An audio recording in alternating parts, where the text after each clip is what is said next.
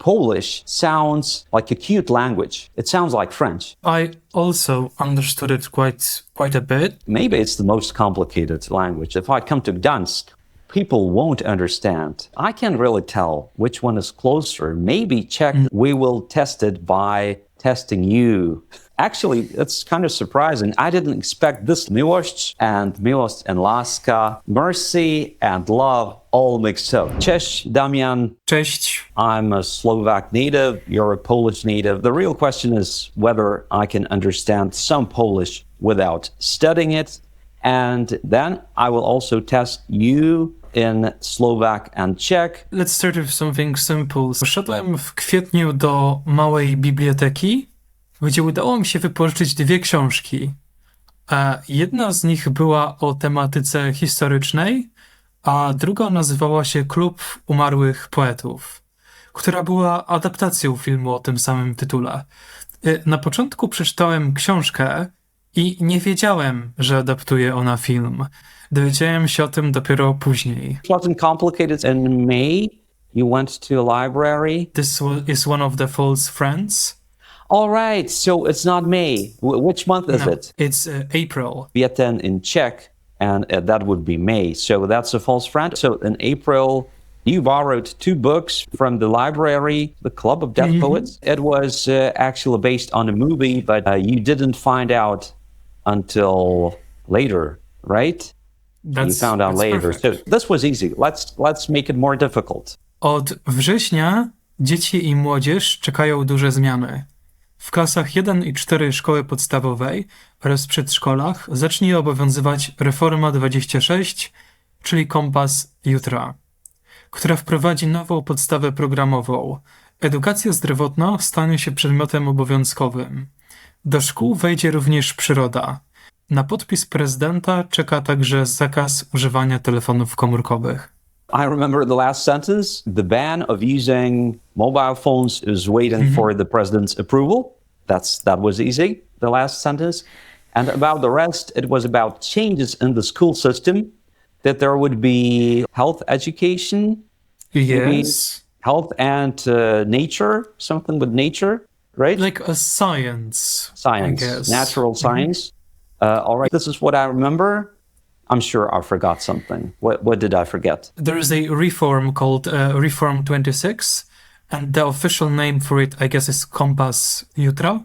That would be the compass of tomorrow, right? Yes, that would be the literal translation. This is not only based on Slovak, because I also speak Czech, Croatian, and Slovenian.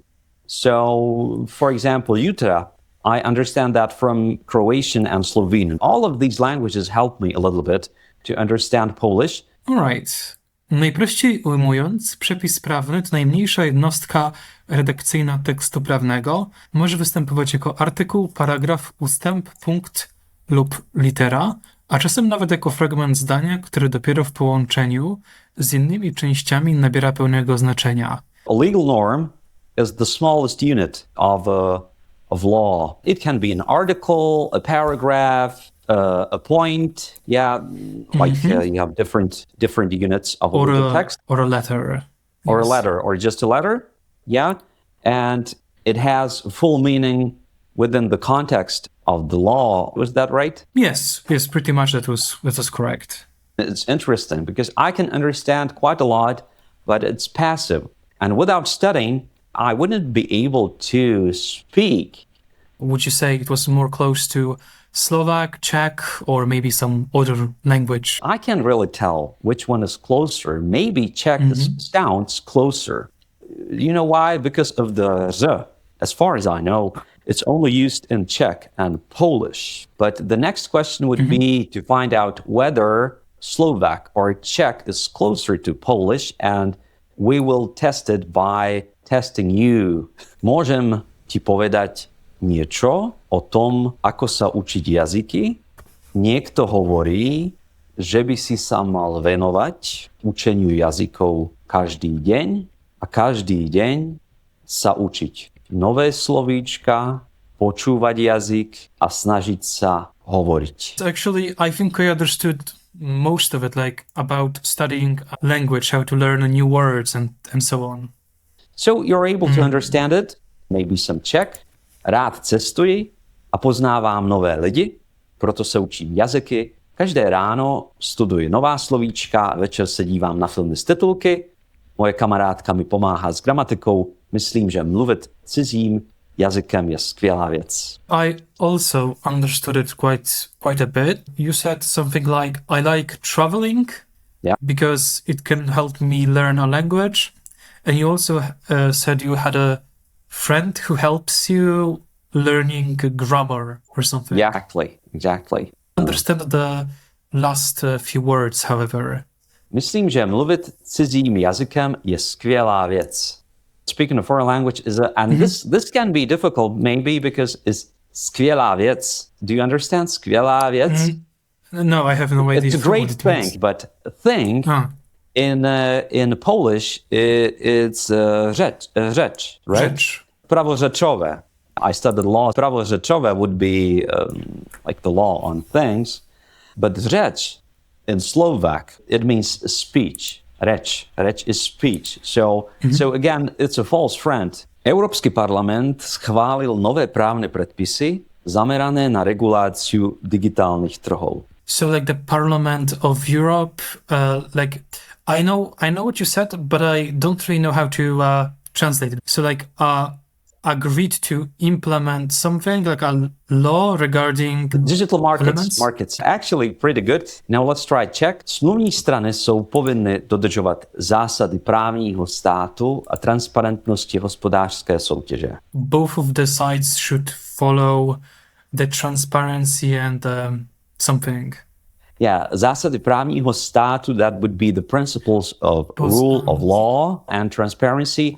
Hospodářské soutěže, that would be competition, like economic competition. You understand it, but you didn't study law, right? And you understand it, which means they are pretty close. Actually, it's kind of surprising. I didn't expect this level of mutual intelligibility, but I can understand quite a lot of Polish passively, and you can understand both Slovak and Czech at a very high level. So maybe we don't have a clear conclusion which one is closer. The viewers can drop a comment below and tell us what their experience is with Czech and Slovak, because it always depends on the situation. Polish sounds like a cute language.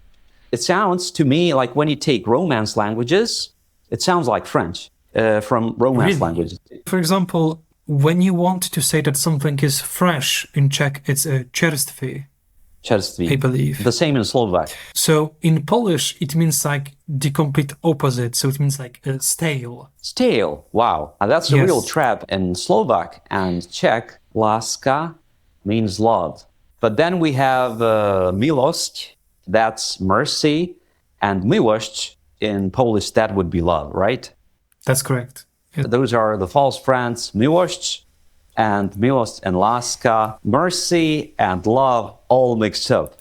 Something is similar, something is close, but the rest, you just have to figure it out. You just have to learn it, because if you try to understand it just like this, you will be totally confused. And that is, I think, a good example to show that these languages are not totally mutually intelligible. If I come to Gdansk or to Warsaw and start speaking Slovak or Czech, people won't understand. Maybe they will understand something, but then we can't continue speaking like this, like speaking two different languages. We just can't, because it will lead to confusion. It won't be precise. I can thank you, but we cannot discuss real problems or things that have to be precise and clear. Polish is really difficult. The spelling is so complicated for us, for Slovaks too. I can't read Polish properly because I didn't learn the rules. The spelling is very complicated. Maybe it's the most complicated language. It's more complicated than the Slovak and Czech. It's really like the Y, the I and Y. That's really complicated than Slovak and Czech, and Polish too, I guess. I have an interesting question. What are some of the most typical mistakes that native Slovak speakers and Czech speakers make when they speak? Not really when they speak.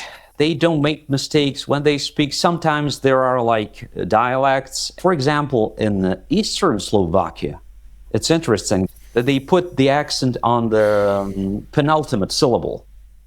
Because in Slovak, the stress is always on the first syllable. So it's like, it sounds Polish. It's like, it's not najkrajší, but it's najkrajší. Do you have some advice for students, for Polish learners? So don't start with the grammar. Try to learn as much vocab as possible. It will make your studying a little bit easier, and learn phrases. Do not learn random words in any language that you want to learn. You can listen to Polish music. You can watch with subtitles. Yeah, that would help a lot. But again, the problem with Polish is that it's written in a difficult way. There are popular movies, like, for example, how do you say it in Polish? Listy do M? Listy do M. Listy do M, that would be letters to Santa, and something similar to the British classic Love, Actually. It takes place at Christmas. Is it like really cheesy for you? Probably it's just me, but I don't really like Polish films for some reason. I guess that it can get a little bit cheesy. Yeah, the actors, it's romantic, it's cheesy, yeah. Yes, a little bit. It's a real Christmas classic. Don't forget to check that out maybe at Christmas. Listy do M. What's the conclusion? I was able to understand some Polish without studying it, but my knowledge is only passive. So I can understand the context, but I can't communicate without studying. This is something that has to be emphasized, I think. If you want to speak actively, even if you are a Slovak, Czech speaker, or if you studied Slovak, you won't be able to speak Polish without studying. That's clear. It will help you, but you have to study. And as for our second question, whether Polish is closer to Czech or Slovak, I think we have to leave this question open. So maybe write your opinion in the comments. What do you think? Is Polish closer to Czech or Slovak? We weren't able to figure it out today. Dziękuję bardzo. Thanks for watching. Subscribe for more. Drop a comment below. And see you next time. Bye. Thank you.